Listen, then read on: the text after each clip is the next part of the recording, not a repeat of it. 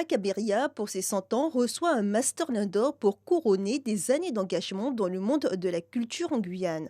L'an dernier, elle fêtait ses 103 ans en compagnie de ses proches et du personnel de l'EHPAD.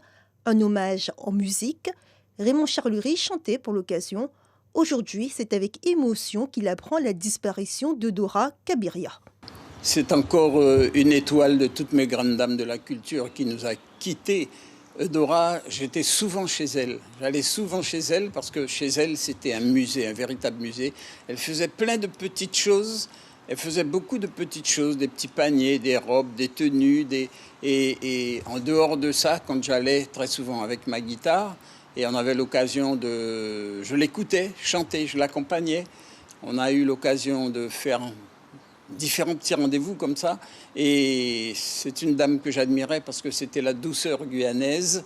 Une douceur guyanaise, mais avec un caractère bien trempé. Elle commence par chanter avec ses frères musiciens. Bien connue pour sa chanson Memo Toucho, ce n'est qu'à l'âge de 100 ans qu'elle signe officiellement les droits d'auteur à la SACEM. Armand Hider l'a bien connue. À l'époque, il n'était qu'un adolescent.